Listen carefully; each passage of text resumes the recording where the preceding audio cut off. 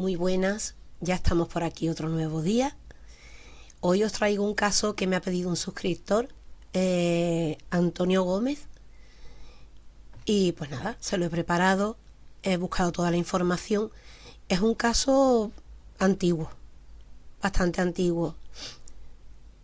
Conforme os lo vaya contando os diré en qué años suceden todos los hechos. Pero la verdad es que no, con este caso me ha parecido muy bien porque nos demuestra la importancia de todas las tecnologías que tenemos ahora. Antes que nada, perdonarme la voz que tengo, que estoy afónica por culpa de la tos, porque aún sigo con mi gripe. Y como os decía, el no tener antenas repetidoras, el no tener móviles, las cámaras de seguridad, como por culpa de todo esto, o gracias a todo esto, hoy día se resuelven los casos pues mucho más rápido. Vamos a comenzar y os voy a contar, os voy a empezar a hablar del ser que comete todo lo que comete. Este caso es, lo he titulado Los crímenes de Valdepeñas. En muchos sitios sale como Los novios de Valdepeñas, pero como no solamente le suceden cosas a estos novios, pues lo he puesto como Los crímenes de Valdepeñas. Os cuento, Gustavo Romero III nació el 16 de diciembre del año 1971, en un hogar donde los abusos físicos y las carencias afectivas estaban a la orden del día. Todo esto no es buscar una excusa, pero bueno, su vida tampoco fue fácil. En la adolescencia destacó por no mostrar interés alguno en los estudios y sí por la delincuencia. Si hubiera tenido una familia un poquito formada, pues hubieran estado pendientes de ese tipo de situaciones y lo hubieran corregido. Pero claro, su familia desestructurada totalmente, pues su carácter impulsivo ayudó a que perpetrase pequeños robos y a que desarrollase un profundo desprecio hacia los demás. Contrajo matrimonio con Yolanda Sáez y tuvo 2 hijos. Bueno, pues este ser tenía 23 años cuando mató por primera vez, que fue en junio del 1993. Por eso os decía que estos casos son antiguos, pero vamos a ver la diferencia en la manera de la investigación. Bueno, pues eran las 9 de la tarde del 18 de junio del año 1993, cuando Ángel Ibáñez, de 24 años, que trabajaba en una empresa de aire acondicionados, y Sara Dotor, de 20 años, que era costurera, estaban en un parque, eran una pareja, estaban en un parque. Ellos llevaban 3 años de relación. Pues ese día salieron del pub Gala y se fueron a tomar un helado y luego dieron un paseo. Una vez que finalizan el paseo, se van al Parque Municipal de Valdepeñas. Y bueno, pues se sientan ahí a charlar un rato y a estar juntos. La joven pareja se sentó en un banco y comenzaron a notar que alguien les observaba. Esta persona que les observaba estaba en una bicicleta y era un hombre que vestía unas bermudas y una camiseta blanca. Todo esto, claro, se sabe por los testigos de después, porque en el momento, bueno, ahora os vais a enterar, pero vamos, ellos no pudieron contar eso. Gustavo Romero llevaba desde las 4 de la tarde paseando por su bicicleta y por fin había encontrado ya su objetivo. Pues la actitud de este personaje despertó el recelo de los novios, que llegaron a cambiar de sitio en varias ocasiones, para así comprobar si estaban pendientes de ellos o era simple casualidad. Y nada, el delincuente persistía con su actitud. Hacia las 11 menos cuarto de la noche, Ángel y Sara procedieron a marcharse del recinto, cuando Gustavo les asalta a punta de navaja. Según la versión de Gustavo, cuando una vez que ya pasa todo, él cuenta que su intención siempre fue robarles. Sin embargo, todo se torció en cuanto los llevó bajo amenaza a un lugar solitario, allí por el parque, sin apenas iluminación y, bueno, en la parte contraria realmente del parque, cerca de las vías del tren. Gustavo les exigió que le entregase todo el dinero que llevasen encima y en aquel momento Sara no llevaba nada y Ángel tenía apenas 3.000 pesetas, que estamos hablando de 18 euros. Hoy día, vamos, pues lo llevaba en su cartera. Sara pudo reconocerle porque era el sobrino de la jefa de su hermano. Y ahí todo cambió. Bien porque no quería dejar testigos del robo, o porque en realidad buscaba agredir sexualmente a la joven, pues lo que hizo fue que la emprendió a puñaladas con Ángel, con el novio. Lo hizo de manera súbita e inesperada, ejerciendo gran violencia y clavando el arma en la zona torácica. Le asestó hasta 6 cuchilladas sucesivamente. La víctima trató de huir, pero no lo consiguió. Al igual que Sara, que tras presenciar el asesinato, intentó correr hasta la estación en busca de ayuda, pero no lo logró. Gustavo la atrapó cuando había recorrido apenas 87 metros. Le propinó un navajazo en la parte trasera del cuello para dejarla más o menos inmovilizada. Aquello hizo que se cayese contra el suelo y en ese mismo lugar, a pocos metros de la estación de tren, el asesino desnudó violentamente a Sara, la vio y tras consumar la agresión se ensañó con ella descargando sucesivas puñaladas contra su pecho. Después recogió toda la ropa de la joven y la arrojó al río Jabalón.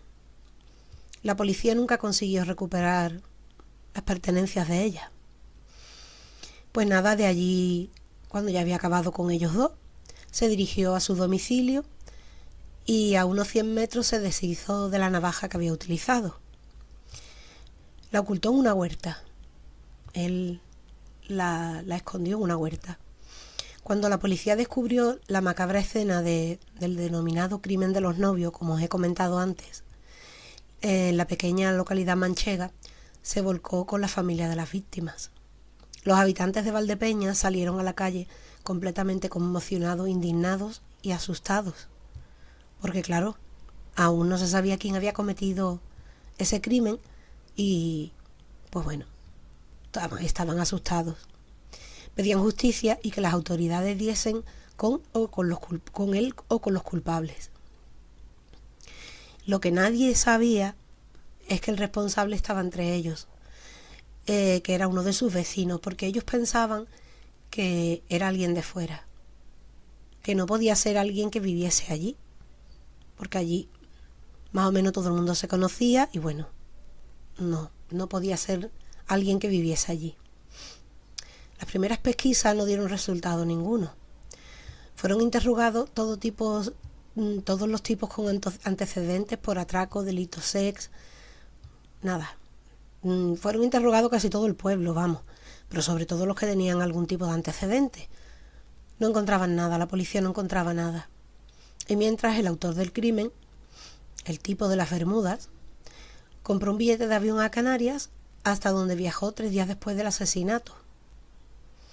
En Valdepeñas dejó a su mujer Yolanda, embarazada, un hijo y un trabajo que tenía esporádico como camarero en el bar de su cuñado. Y bueno, y a toda la policía buscándolo, claro. Sin tener ni idea que era él, por supuesto. Él era una persona sin antecedentes penales. Él cobraba al paro 80.000 pesetas, que son 480 euros aproximadamente. Y trabajaba en el bar de su cuñado de vez en cuando y era bastante afable con el trato. Vamos, que nadie se podía imaginar que este ser había cometido este crimen. Sara le conocía de vista porque era el sobrino de la jefa de su hermano y nunca sabremos si eso fue lo que precisamente la sentenció a la muerte. Quizás si no le llega a haber dicho que lo conocía, pues se hubiera quedado todo en Vamos a decirlo de esta forma, que tampoco es que sea simple, pero un simple robo y ya está. Aunque yo pienso que no. Yo pienso que esta escoria lo que quería era violarla y no iba a dejarla con vida. Y el novio, bueno, pues el novio le estorbaba, como es lógico. Y además, cuando siga contando, yo creo que vais a pensar más o menos como yo. Bueno, pues la policía barajó cientos de sospechosos e incluso 4 meses después del doble crimen, la Guardia Civil de Ciudad Real detuvo a 7 jóvenes de Sonseca, de Toledo, que fueron acusados de los asesinatos, aunque poco después fueron puestos en libertad y le quitaron todos los cargos. Se dieron cuenta que ellos no habían sido. Y los investigadores entraron en un punto muerto. No sabían por dónde tirar, dónde recurrir. No encontraban absolutamente nada. Pues nada, llega el año 1997, 5 años después del crimen, este tipo regresa a Valdepeñas y hizo amistad con 2 de los hermanos de Sara. Era su forma de controlar el curso de las investigaciones, claro, estando cercano de la familia en este caso de la novia, vamos a decir, porque no sé, a la familia del novio o no tuvo oportunidad o no quiso acercarse, pero se acercó a la familia de ella. Y así estaba atento a todo lo que ocurría, a todo lo que decían y a todo. Claro, él se hacía pasar por una buena persona, por una persona que le importaba lo que sucedía en el pueblo. Y bueno, por favor, que cogieran a quien le había hecho eso a la hermana y a su pareja. Increíble. Bueno, pues nada, la policía no tenía, como os he dicho antes, ningún sospechoso a la vista. Durante el siguiente año, Gustavo continuó su vida con normalidad, ya viviendo en Valdepeñas, trabajando en una empresa cárnica o montando estructuras de pladur. Un año entero que se comportó estando allí. Hasta que la noche del 25 de junio de 1998, Rosana Maroto se cruzó en su camino. Rosana estudiaba Historia del Arte. Se trataba de una chica de 21 años que la tarde del 25 de junio de 1998, como os he comentado, le dice ella a su madre que se va a dar un paseo en bicicleta por la carretera que une Valdepeñas con La Solana, hacia el paraje del Peral, donde su padre tenía una casa, y nunca más regresó. Gustavo, ahora os voy a contar lo que sucedió ahí. Gustavo, tras cumplir con su jornada laboral como cocinero en un pub de Alterne, hacia las 4:30 de la tarde, se subió a su coche y comenzó a conducir. Según explicó en declaraciones, tanto en sede policial como judicial, era muy habitual que condujese sin rumbo fijo, solo por el mero placer de conducir, pese a que no tenía carnet. Llegadas las 7 horas, el criminal se encontraba conduciendo a gran velocidad cerca de un camino de tierra, porque claro, él no se quería meter por lo que eran carreteras para que la policía no lo pillase, que no tenía carnet. Entonces solía coger pues eso por caminos de tierra, y por allí es por donde iba la chica con la bicicleta. Pues nada, se metió por un camino de tierra en la Membrilla cuando se topó con Rosana. Se dirigía a casa de su padre, a la casa que su padre tenía en la zona del Peral, y estaba a unos 7 kilómetros de Valdepeñas. Según su relato, intentó adelantarla, pero terminó arrollándola con el coche. Tras atropellarla accidentalmente, y al ver que no reaccionaba, Gustavo metió a la joven en el interior del vehículo, en el maletero para ser más preciso, y a raíz de eso pues arrojó su cuerpo a un pozo. Eso es lo que él cuenta. Temía que si llamaba a la policía y contaba lo sucedido, terminarían por descubrir el crimen de los novios. Sin embargo, su versión no era real. Según detalla la sentencia de la Audiencia Provincial de Ciudad Real, el acusado se cruzó con Rosana y se sintió atraído por la joven. La siguió hasta que llegó al camino de tierra a un kilómetro después, aprovechando la existencia de una hondonada del terreno, que no era accesible para la vista desde la vía principal ni alrededores, allí nadie los veía, la abordó bruscamente empotrando su coche contra la bicicleta. Fue entonces cuando la joven perdió el equilibrio y cayó al suelo. Acto seguido, la redujo violentamente y la introdujo a la fuerza en posición fetal en el maletero del automóvil. Recuperó la bicicleta, la colocó en los asientos traseros y condujo 10 kilómetros hasta la noria, ubicada en las casas de Rabadán. Gustavo sabía que en ese lugar el caudal del agua tenía una profundidad entre 15 y 29 metros. Había encontrado la mejor localización para deshacerse de todas las pruebas. Después de avanzar otros 2 kilómetros, el homicida aparcó el vehículo en la explanada del cortijo abandonado Casa Torres, también en el término municipal de Valdepeñas. Tras sacar a Rosana del maletero, con creciente exaltación sex, la llevó en brazos hasta el interior del caserío y la desnudó brutalmente. Súper violento. La joven, completamente aterrada, permaneció inmóvil mientras que Gustavo la agredía sex. Tras concluir su instinto sex, la dejó vestirse. Rosana intentó convencerle que la dejase marchar, pero el asesino tenía otros planes. Desde el principio sabía que le daría muerte, él lo tenía muy claro. Él no iba a dejar, y más con lo que llevaba a su espalda, él no iba a dejar a nadie que pudiera incriminarlo. Eso estaba muy claro. Y bueno, así lo hizo. Intentó estrangularla, pero ella intentó defenderse con ímpetu. Lógico. Ella, la criatura, haría todo lo que estuviera en su mano para que no la asesinase. Durante el forcejeo, ambos cayeron al suelo y Gustavo, colérico ante la reacción defensiva de la chica, se incorporó airado y la golpeó brutalmente, ocasionándole múltiples contusiones y heridas. Finalmente, el acusado terminó estrangulándola hasta que Rosana dejó de respirar. Pero no conforme con eso, y ante la idea que pudiese seguir con vida, cogió las zapatillas deportivas de la víctima que se había quedado en el maletero del coche, una de ellas, le quitó los cordones y continuó con el ahogamiento. Ahí se aseguró de que ella había fallecido. Bueno, pues Gustavo se deshizo del cadáver arrojándola a un pozo de unos 20 metros de profundidad, a escasos metros del caserío, y metió todas las pertenencias de la joven en una mochila que portaba ella en el momento, bueno, de su paseo o de su encuentro con este asesino. Ella llevaba su mochila. Luego siguió con su rutina y se marchó a trabajar, como si nada. Al terminar su turno sobre la medianoche, el criminal se dispuso a eliminar todas las pruebas. Una de ellas era el pantalón de deporte que vestía Rosana, que había quedado impregnado de fluidos corporales, entre ellos su propio semen y la saliva de la joven. Porque la joven, una vez que acaba el desvío, ella vomita y se limpia con el pantalón. Entonces, claro, ahí estaba todo el ADN de ella.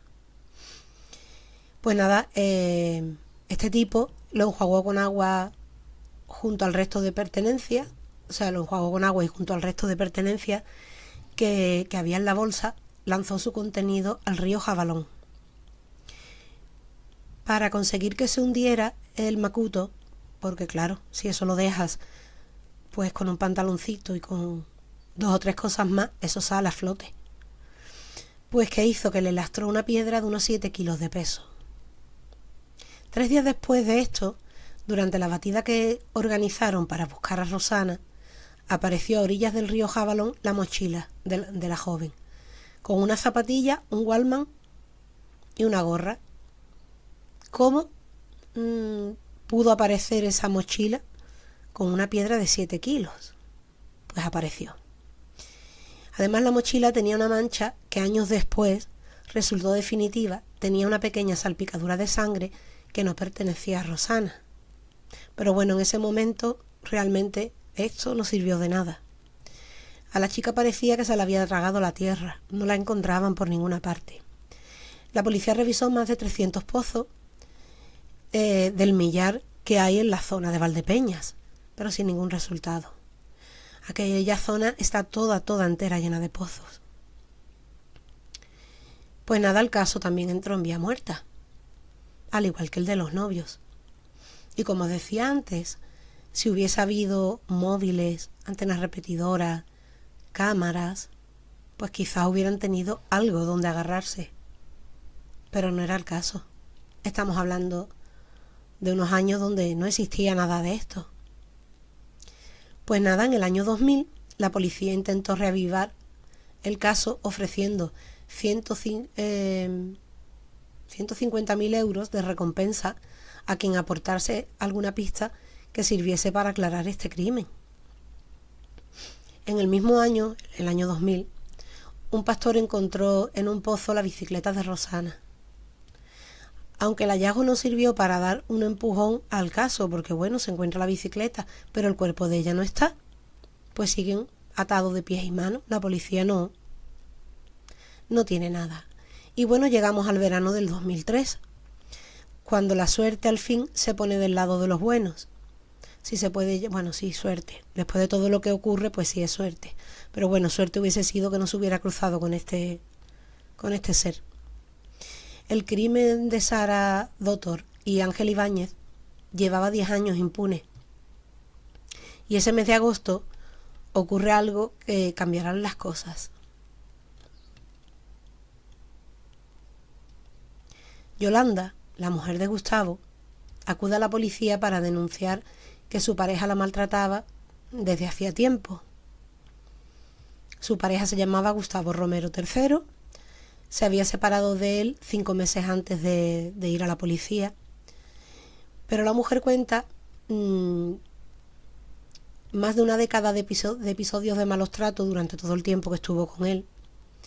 Y apunta a los agentes que además ella cree que su expareja había hecho algo muy grave en años atrás.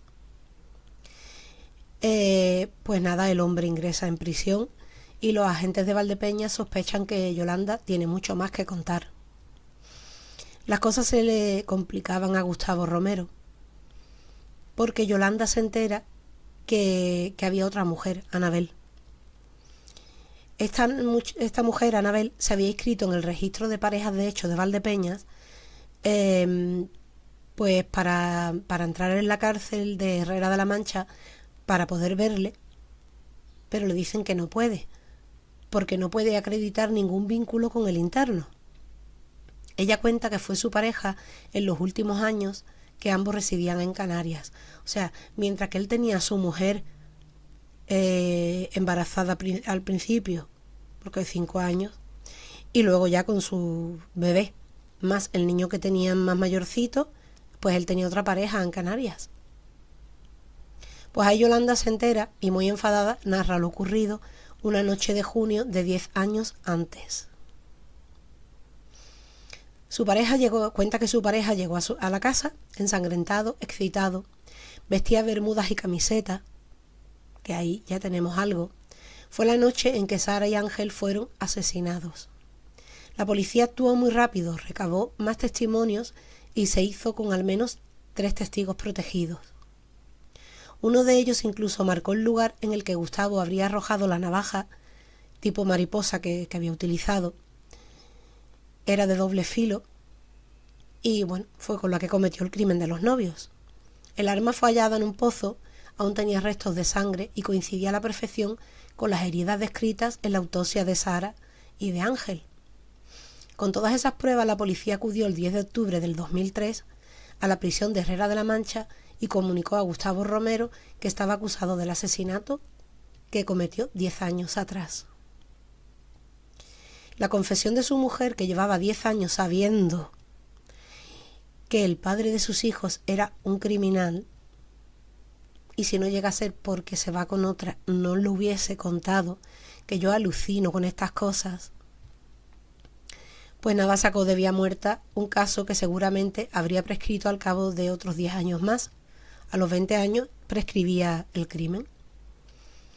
Y bueno, yo creo que sin el testimonio de ella es que no se hubiera sabido absolutamente nada.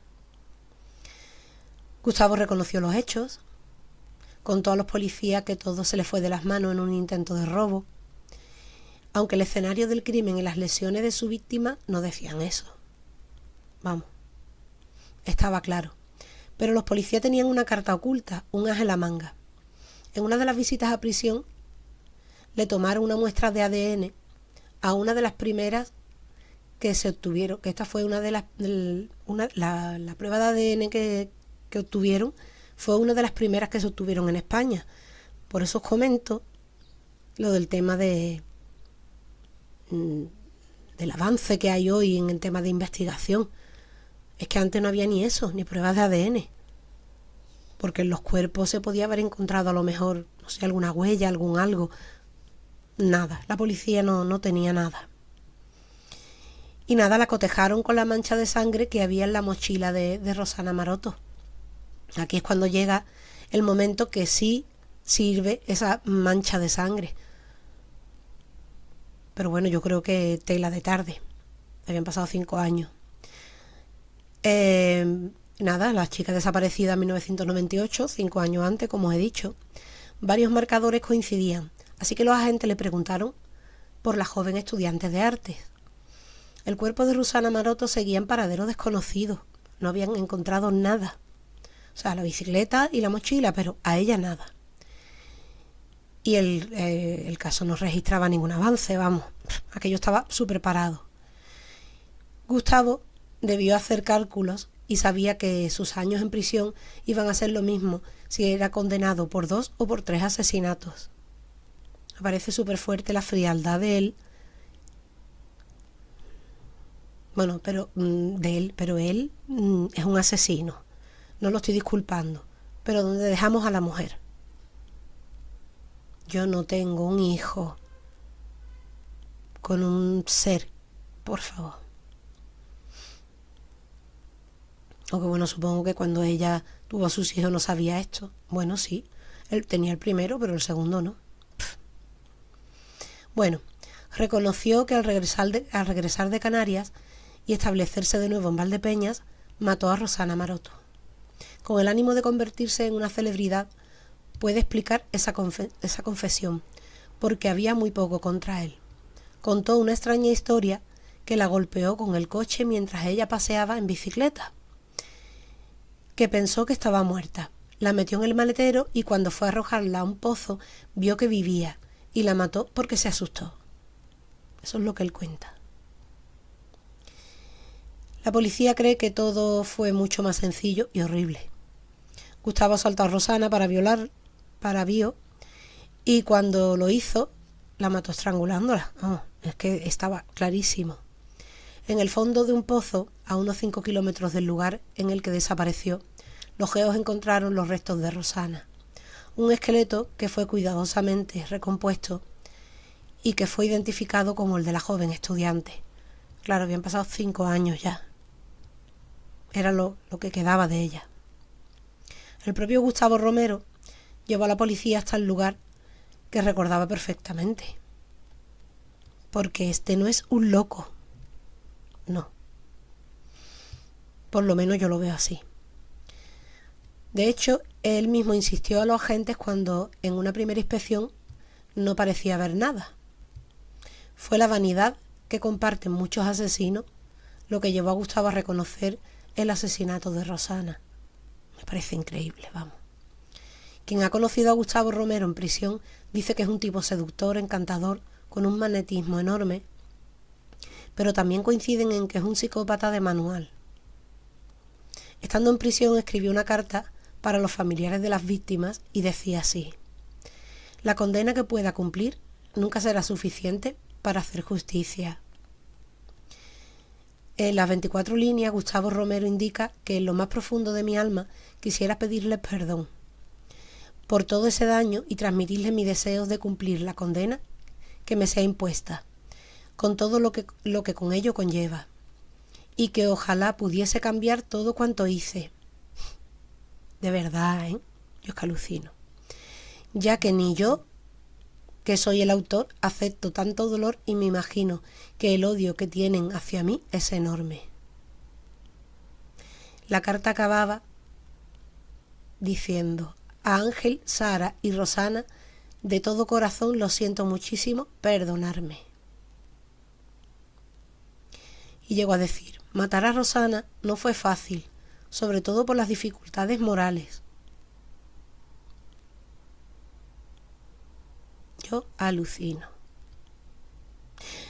Yo creo que este tipo de personaje no escribe este tipo de cosas ni nada, y dentro de lo que es un asesino y un bio, pero quedaría mucho mejor, vamos, porque es que esto parece que se está riendo de la familia.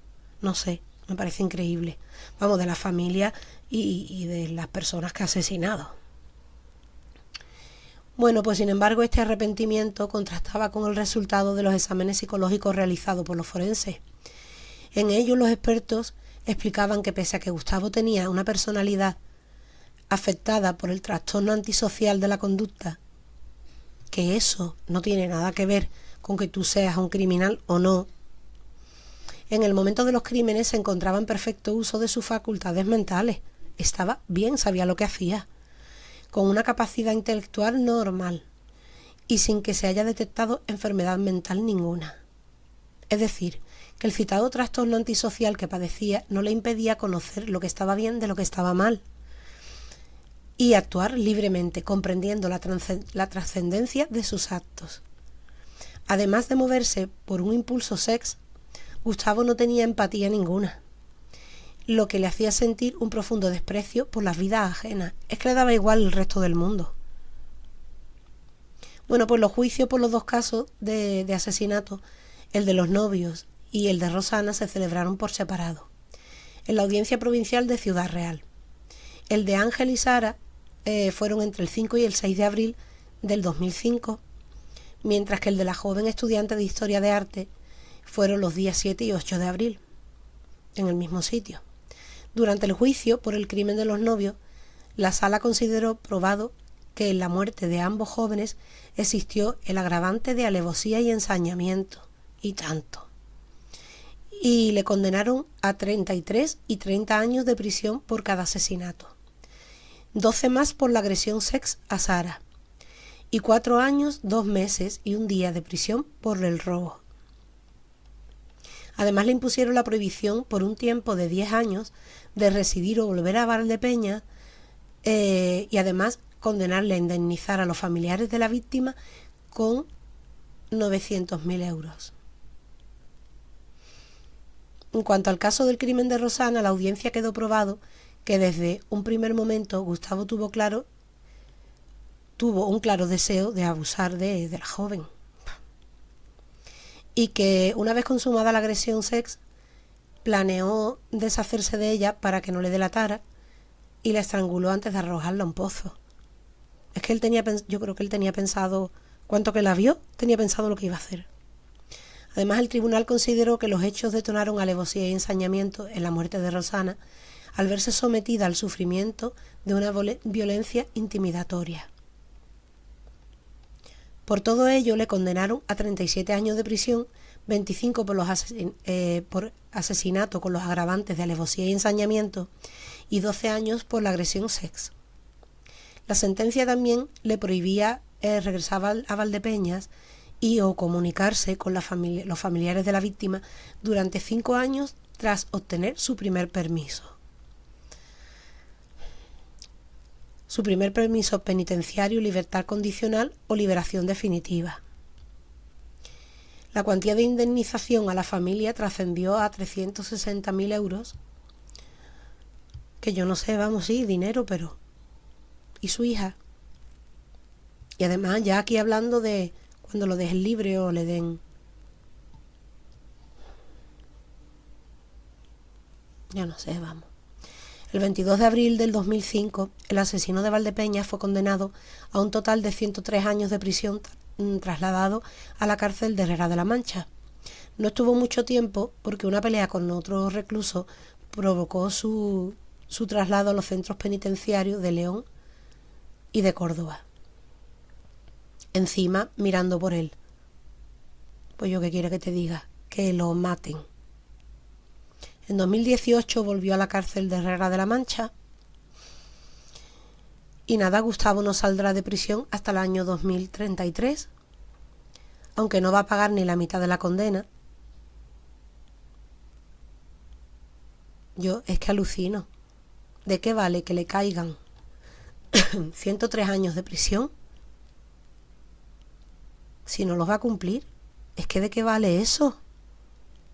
103 años, bueno, es como si fuera una cadena perpetua, pues ahí te quedas. Y ahora yo os pregunto, ¿pensáis que este tipo cuando salga de ahí no volverá a hacer lo mismo? Espero que me lo pongáis en los comentarios a ver qué es lo que pensáis. Y bueno, yo digo, en 2033 es cuando saldrá, pero quizás ya tiene algún tipo de permiso penitenciario. No lo sabemos, porque eso no sale por ninguna parte. Este caso es horroroso, horrible. Si hubiese habido, como os he comentado desde un primer momento, una tecnología como la que tenemos ahora más avanzada, pues seguramente se lo hubiese encontrado después de asesinar a la pareja de novios. O, si bueno, estamos en los años que estamos y vemos todo como realmente fue, si la mujer de él hubiese dicho algo, Rosana hoy seguiría con vida. Tampoco dicen nada de si a ella le cae algún tipo de pena o de algo. Pero vamos, es que yo creo que ella es tan culpable como él. Es que yo a ella la metía en la cárcel también.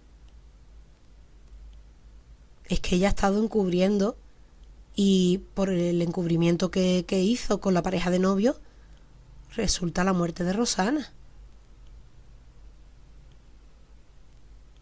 ¿Y qué pasa? Que eso está muy bien, ¿no? Yo alucino. No sé, es que hay cosas de verdad que en casi todos mis vídeos lo digo, pero es que no lo puedo comprender. Es que es algo que es que no. Y nada, pues estará viviendo entre comillas bien, puesto que las cárceles españolas no son cárceles malas. No se está ocupando de sus hijos. Y cuando salga, pues teniendo en cuenta que cuando mató a la pareja de novio, su primer asesinato fue con 23 años, pues no creo yo que salga siendo muy mayor tampoco. ¿Pensáis que reincidirá? Dejármelo en los comentarios. Compartir mi vídeo, o bueno, los vídeos que queráis compartir por vuestras redes sociales, darme un me gusta, suscribirse, que es gratuito, y así también os avisará por medio de un mensaje cuando suba casos nuevos. Y con esto poco más os puedo contar. Este es el caso que traigo hoy, que como os he comentado antes me lo pidió Antonio Gómez, y es un caso que por varias cosas es para alucinar, vamos, es para alucinar. Y nada, dentro de muy poquito volveremos con otro nuevo caso. Portarse bien.